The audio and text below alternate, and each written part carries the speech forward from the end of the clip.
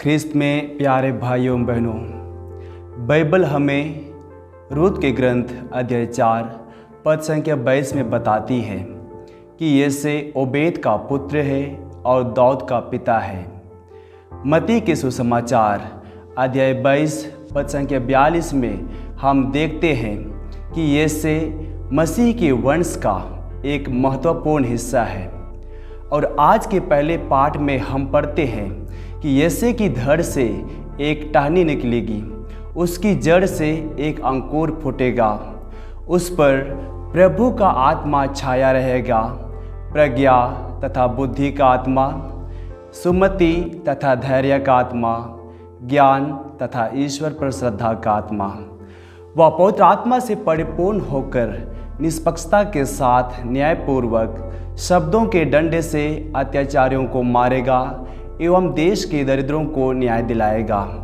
उसके आगमन पर सारी सृष्टि में शांति एवं मेल मिलाप होगा और ना कोई एक दूसरे का बुराई ही करेगा और ना हानि। आज का दूसरा पाठ हमें यह बताता है कि हम किसी भी परिस्थिति, संकट, भय या उलझन में क्यों ना हो, हमें धैर्य रखना है, क्योंकि रोमियो के नाम संत पौलुस का पत्र अध्याय 15 पद संख्या 5 में वचन कहता है, ईश्वर ही सांत्वना तथा धैर्य का स्रोत है। तो यह आगमन काल हमें पुनः अवगत कराता है कि जो आने वाला है वह खुद धैर्य तथा सांत्वना है। और आज के सुसमाचार में यूहन्ना बपतिस्ता पश्चाताप का संदेश लेकर आता है। 40 दिन और 40 रात निर्जन प्रदेश में उपवास व प्रार्थना करने के बाद प्रभु यीशु की पहली घोषणा थी, पश्चाताप करो, स्वर्ग का राज्य निकट आ गया है। मत्ती के सुसमाचार अध्याय 3 पद संख्या 2। पाप संसार की सारी कष्ट, पीड़ा, अशांति एवं अन्याय का कारण है। स्तोत्रकार कहता है, मैं तो जन्म से ही अपराधी, अपनी माता के गर्भ से पापी हूँ। हम में से यह कोई भी दावा नहीं कर सकता कि मुझ में कोई पाप नहीं है, क्योंकि रोमियो के नाम संत पौलुस का पत्र अध्याय 3 पद संख्या 23 में वचन कहता है, सबों ने पाप किया और सब ईश्वर की महिमा से वंचित किए गए। हमें पापों से छुटकारा पाने के लिए हम में से हर एक व्यक्ति को पश्चाताप कर ईश्वर की ओर मुड़ना चाहिए, क्योंकि पश्चाताप के बिना हम स्वर्ग राज्य में प्रवेश नहीं कर पाएंगे तथा पश्चाताप के फल से वंचित किए जाएंगे जो प्रभु हमें देना चाहते हैं। पश्चाताप क्या है? पीछे मुड़कर देखना, अपना मन परिवर्तन करना तथा ईश्वर की ओर अभिमुख होना ही पश्चाताप है। आगे वचन कहता है, प्रभु का मार्ग तैयार करो, उसके पथ सीधे कर दो।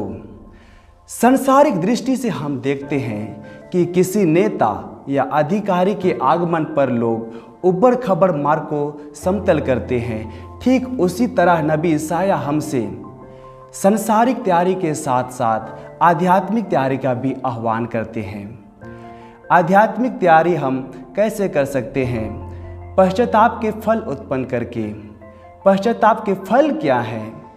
एक दूसरे की मदद करना, एक दूसरे की चिंता करना, प्रार्थना, तपस्या, सादगी का जीवन जीना, क्षमा, सहानुभूति तथा ईश्वर की उपस्थिति का अनुभव इत्यादि पश्चाताप के फल हैं। संत यूहन्ना बपतिस्ता हमें समझाते हैं कि हमें क्यों पश्चाताप के फल उत्पन्न करना चाहिए। उनका कहना है, पश्चाताप का उचित फल उत्पन्न करो, क्योंकि जो मेरे बाद आने वाले हैं वह मुझसे अधिक शक्तिशाली हैं। मैं उनके जूते उठाने योग्य भी नहीं हूँ और वह तुम्हें आग और पवित्र आत्मा से बपतिस्मा देंगे। संत यूहन्ना बपतिस्ता के अनुसार ईश्वर के करीब आने के लिए और उनसे मुक्ति पाने के लिए हमें पश्चाताप करना चाहिए, क्योंकि सच्चा पश्चाताप हमें ईश्वर से पुनः जोड़ता है, जीवन में चमत्कार ला सकता है, जीवन को परिवर्तन कर सकता है तथा विनाश को विकास की ओर परिवर्तित कर सकता है। पश्चाताप का अभाव हमें ईश्वर की आशीष से वंचित कर देता है और हम उस सूखे वृक्ष के समान हो जाते हैं जो फलदायी नहीं है और ऐसे पेड़ काटे जाने के लायक है। नबी ईसाया के ग्रंथ अध्याय 36 पद संख्या 15 में वचन कहता है, पश्चाताप और स्वीकृति में तुम्हारा कल्याण है। यदि हम अपने पापों को स्वीकार करते हैं तो वह हमारे पापों को क्षमा करेगा और हमें अधर्म से शुद्ध करेगा, क्योंकि वह विश्वसनीय तथा सत्य प्रतिज्ञा है। संत यूहन्ना का पहला पत्र अध्याय 1 पद संख्या 9। आगे सुक्ति ग्रंथ अध्याय 28 पद संख्या 13 में प्रभु ईश्वर कहते हैं, जो अपने पाप को छिपाता है वह कभी उन्नति नहीं करेगा, क्योंकि पाप लोगों को बर्बादी व विनाश की ओर ले जाता है। रोमियो के नाम संत पौलुस का पत्र अध्याय 6 पद संख्या 23 में यह बात स्पष्ट है कि पाप का वेतन मृत्यु है। तो ख्रिस्त में प्यारे भाइयों एवं बहनों, कभी कभी हम सोचते हैं कि स्वर्ग राज्य हमें यूं ही विरासत में प्राप्त हो जाएगी क्योंकि हम ख्रिस्ती हैं। लेकिन हमें यह पता होना चाहिए कि हम एक ख्रिस्तीय जीवन को तब तक जी नहीं पाएंगे जब तक हम अपने जीवन में फल उत्पन्न नहीं करते हैं, क्योंकि स्वर्ग का राज्य उन्हीं का है जो इस संसार में रहकर अच्छे फल उत्पन्न करता है। तो आइए हम भी पश्चाताप के द्वारा अपने जीवन को संपूर्ण रूप से बदलकर ईश्वर को समर्पित करें और पश्चाताप के लिए दृढ़ संकल्प करें, क्योंकि पश्चाताप ही स्वर्ग राज्य की पहली सीढ़ी है।